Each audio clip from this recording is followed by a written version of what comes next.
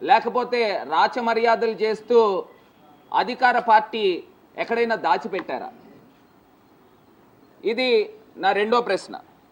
మూడో ప్రశ్న చాలా సింపుల్ సెక్షన్స్. డిఎస్పీ మాట్లాడింది కూడా ఉంది, అది కూడా చూపిస్తాను. ఒక చిన్న యాక్సిడెంట్, డిఎస్పీ 6వ తారీఖున ప్రెస్ మీట్ పెట్టి చెప్పిన మాట అండి, ఒక చిన్న యాక్సిడెంట్ జరిగింది అని చెప్పి వాళ్ళే ధృవీకరించేశారు.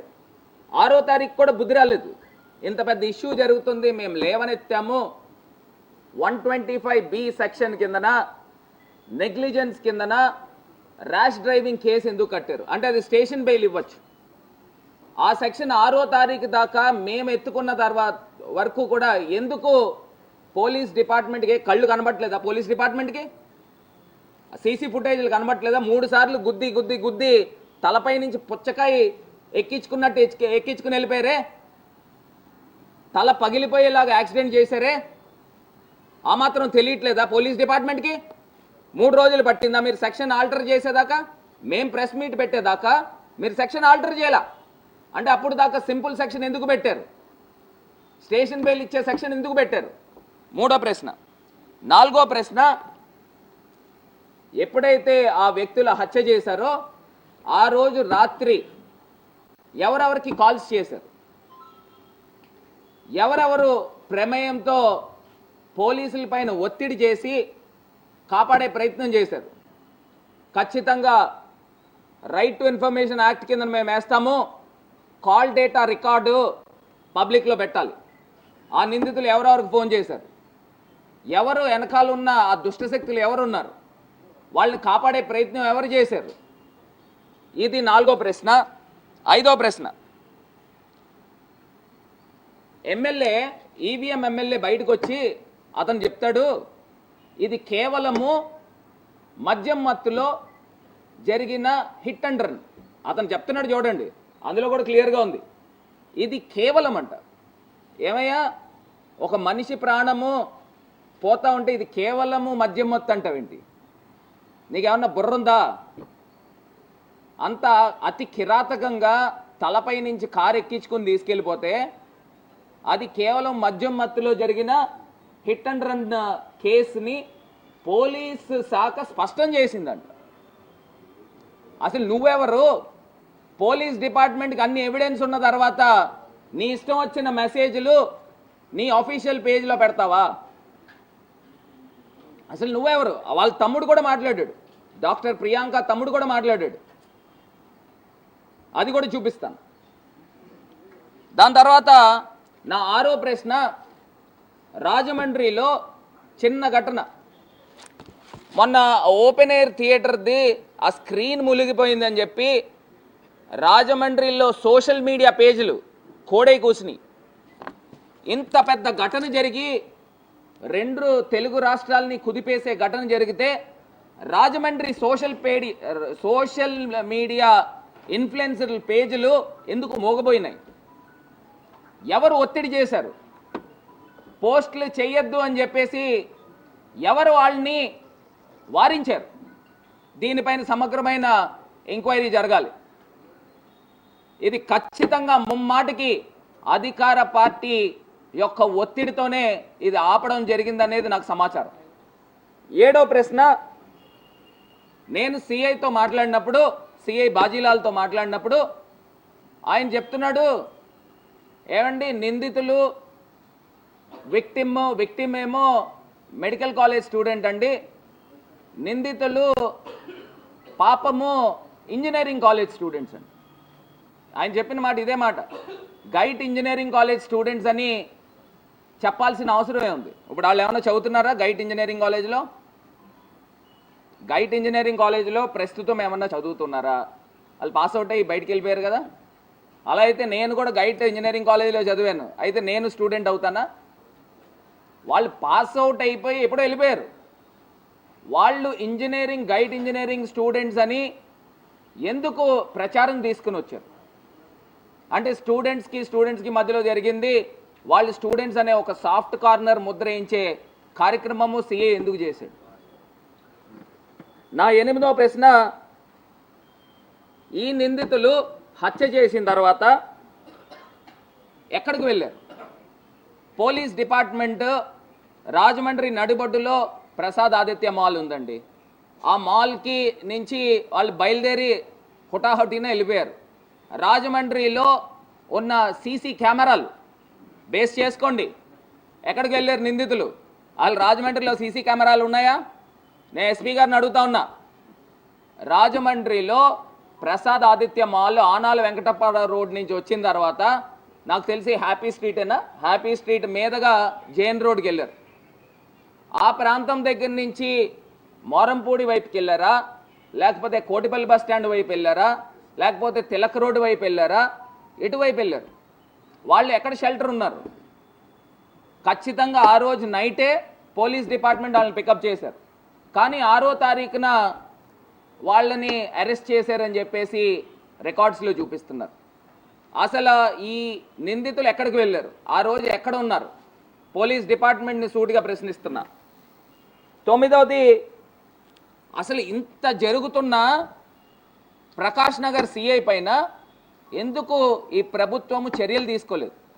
నేను మొన్న చూశానండి. మొన్న డాక్టర్ ప్రియాంక తండ్రి పాప తండ్రి వచ్చినప్పుడు ప్రకాష్ నగర్ సిఐ సివిల్ డ్రెస్లో ఉన్నాడు. ఆయన డిపార్ట్మెంట్కి సంబంధించి ఆయన స్టేషన్కి సంబంధించి ఆయన విచారణ చేస్తూ ఉన్నాడు. నేను చూశాను, ఆ వీడియో కూడా ఉంది. ఒకసారి ఆ వీడియో కూడా తెప్పించాము. ఆయన గళ్ళ చొక్కా వేసుకుని కలెక్టర్ బంగ్లా దగ్గర సివిల్ డ్రెస్ వేసుకుని ఉన్నాడు. అంటే ఆన్ డ్యూటీలో లేవా? ఇంత పెద్ద ఘటన జరుగుతుంటే ఆన్ డ్యూటీలో ఉండడా? సిఐ గళ్ళ చొక్కా వేసుకుని ఆ యొక్క విక్టిమ్ ఫాదర్తో మాట్లాడుతూ ఉన్నాడు. అసలు ఏం జరుగుతోంది ఆంధ్రప్రదేశ్లో? నా 10వ ప్రశ్న చాలా ఇంపార్టెంట్. 10వ ప్రశ్న నేను చెప్తా ఉన్నా. మా సోషల్ మీడియా పేజెస్లో నేను పోస్ట్ చేశాను. రాష్ట్ర మాజీ ముఖ్యమంత్రి వర్యులు జగన్మోహన్ రెడ్డి గారు కూడా ఎక్స్లో పోస్ట్ చేశారు. ఏమి అంత అఫెన్సివ్ కంటెంట్ ఉందని నా పోస్ట్ని మెటాకి పంపించి డిలీట్ చేయించారు. నేను అడుగుతా ఉన్నా, సూటిగా ప్రశ్న అడుగుతా ఉన్నా. ఫేస్బుక్లో నేను పోస్ట్ చేసిన అంశము డాక్టర్ ప్రియాంక ఘటన గురించి నేను పోస్ట్ చేస్తే వీళ్ళు పోలీస్ డిపార్ట్మెంటా లేకపోతే రాష్ట్ర ప్రభుత్వమా ఎవరు మెటాకి కన్సల్ట్ చేసి ఆ పోస్ట్ని డిలీట్ చేయించారు? అంటే అంత అఫెన్సివ్ ఏముంది అందులో? నేను చూపించింది ఏముంది? జరిగిన వాస్తవాల గురించి మాట్లాడిన దాంట్లో అన్డెమోక్రటిక్గా అఫెన్సివ్గా ఏమన్నా అంశం ఉందా? మీరు ఎలా అంటే పబ్లిక్కి వెళ్లకుండా చేరకుండా దీన్ని డిలీట్ చేసే కార్యక్రమం చేశారు. అలా అడుగుతా ఉన్నా, అసలు మనం ప్రజాస్వామ్యంలో బతికి ఉన్నామా? అసలు నేను ఇక్కడ ఉన్న స్థానికంగా ఉన్న ఎమ్మెల్యేని అడుగుతా ఉన్నా, బాధ్యత లేదా నీకు? స్థానికంగా ఉన్న ఎమ్మెల్యేకి బాధ్యత లేదా? ఇంత పెద్ద దుర్ఘటన జరిగితే అసలు నీకు ఎంత అహంకారంతో ఇది కేవలం మద్యం మత్తులో జరిగిన హిట్ అండ్ రన్ కేసు అని నువ్వు ఎలా ధృవీకరిస్తావు? నువ్వెవరు ధృవీకరించడానికి? అంటే ఇదంతా కూడా చాలా పెద్ద స్టోరీ జరిగింది. 3 రోజుల పాటు హై డ్రామా జరిగింది. నిందితుల్ని కాపాడే ప్రయత్నం చేశారు. ఆ కాపాడే ప్రయత్నం ఎవరు చేశారు? ఇవి కదా బయటికి రావాల్సింది. నేను ఇవాళ చెప్తా ఉన్నా, చంద్రబాబు నాయుడు గారికి హెచ్చరిస్తూ ఉన్నా, ముఖ్యమంత్రికి, ఢిల్లీలో నిర్భయ ఘటన ఏ రకంగా అయితే జరిగిందో, కోల్కతాలో డాక్టర్ అభయ ఘటన ఏ రకంగా అయితే జరిగిందో, ఇవాళ ఆంధ్రప్రదేశ్లో డాక్టర్ ప్రియాంక ఘటన అంత దారుణంగా జరిగింది.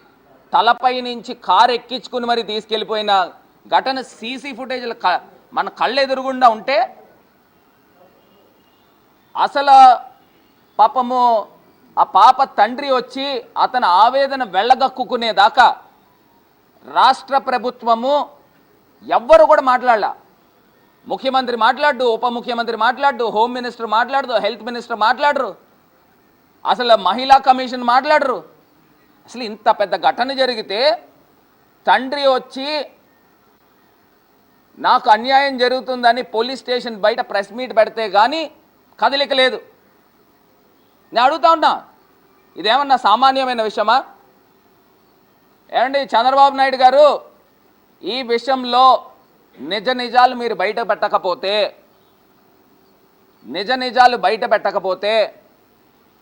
మీ ప్రభుత్వము వెస్ట్ బెంగాల్లో ఏ రకంగా అయితే డాక్టర్కి అన్యాయం జరిగిన తర్వాత మమతా బెనర్జీ ప్రభుత్వం ఏ రకంగా అయితే పడిపోయిందో అలా పేక మేడలాగా మీ ప్రభుత్వం కూడా పడిపోతుంది. గుర్తుపెట్టుకోండి. దీని వెనకాతలో ఉన్న దుష్ట శక్తులు ఎవరున్నారు దాన్ని బయటికి తీయండి, వెలికి తీయండి. దీని వెనకాతల ప్రభుత్వ యంత్రాంగం యొక్క ఒత్తిడి ఉంది, ఖచ్చితంగా దాన్ని బయటికి తీయండి.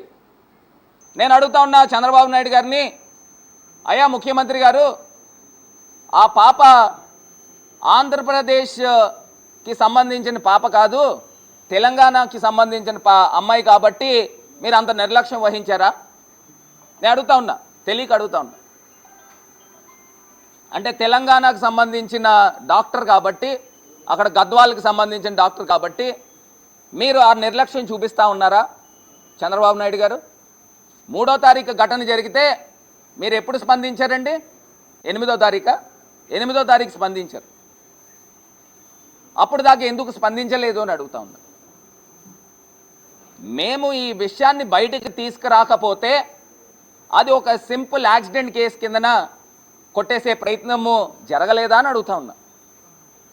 నేను ఇవాళ అడుగుతా ఉన్నా, మా ఆంధ్రప్రదేశ్ ముఖ్యమంత్రి ఈ రకమైన వివక్ష చూపించాడు. అయ్యా తెలంగాణ ముఖ్యమంత్రి గారు రేవంత్ రెడ్డి గారు, మీరైనా మీ తెలంగాణ బిడ్డకి అన్యాయం జరిగింది, మీరు పట్టించుకోండి, మీరు తీసుకుని వచ్చి కేసు వేయండి. ఇక్కడ ఆంధ్రప్రదేశ్లో రాజమండ్రిలో జరిగిన ఘటనకి మీ తెలంగాణ బిడ్డకి అన్యాయం జరిగింది, మీరు కేసు వేయండి. నేను ఇంకొకటి అక్కడ ఉన్న ప్రతిపక్షాన్ని కూడా అడుగుతా ఉన్నా, బీఆర్ఎస్ ప్రతిపక్షాన్ని కూడా అడుగుతా ఉన్నా, కేటీఆర్ గారు మీరు ప్రతిపక్షంలో ఉన్నారు, మీ తెలంగాణ బిడ్డకు అన్యాయం జరిగింది, ఈ అన్ని అంశాలపైన సమగ్రమైన విచారణ చేయాలి. అసలు మీరు 20 లక్షలు కాంపన్సేషన్ ఇచ్చి చేతులు దులుపుకోవడం ఏంటండి చంద్రబాబు గారు? అసలు 20 లక్షలు కాంపన్సేషన్ ఇచ్చి చేతులు దులుపుకుంటే సరిపోతుందా? ఒక డాక్టర్కి యాక్సిడెంట్లో చనిపోలా, మర్డర్ కాబడింది. ఆ డాక్టరు తలపై నుంచి కారు ఎక్కించుకొని తీసుకెళ్ళిపోయారు. 3 సార్లు గుద్ది వెంటనే స్పీడ్గా తలపై నుంచి ఎక్కించుకుని వెళ్ళిపోతే అది హిట్ అండ్ రన్ కేసు ఎట్లా అవుతుందండి? అసలు ఎమ్మెల్యే అంటాడు ఇది కేవలం అంట. మీ ఇంట్లో మీ తాలూకా వాళ్ళు ప్రాణాలు పోలేదు కదా, అందుగురించి మీరు కేవలం అంటారా? నేను అడుగుతున్నా. అదే మన ఇంట్లో ఇలాంటి ఘటన జరిగితే ఇదే రకంగా మీరు పోస్ట్ పెడతారా? మనం అంతు చూడమా ఆ నిందితుల్ని? నేను అడుగుతా ఉన్నా.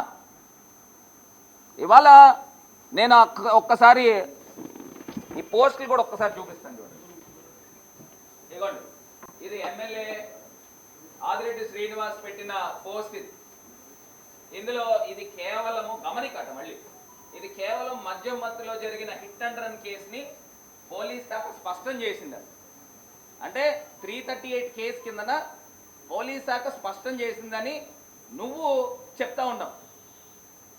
ఇది కాకుండా వాళ్ళ తమ్ముడు, ఇది బ్యాక్గ్రౌండ్, ఇది కాకుండా వాళ్ళ తమ్ముడు మాట్లాడిన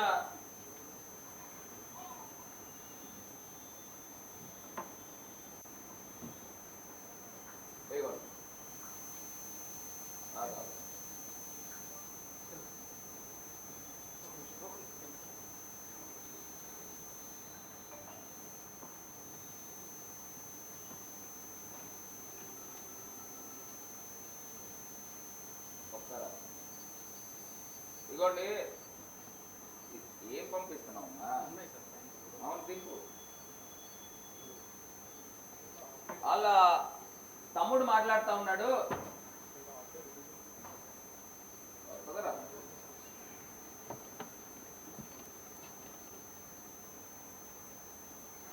సరే నేను ఫోన్లో చూపిస్తాను.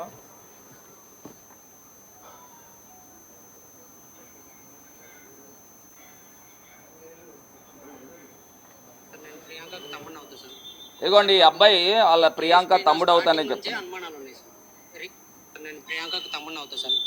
సార్ మాకు ఈ కేసు పైన స్టార్టింగ్ నుంచే అనుమానాలు ఉన్నాయి సార్.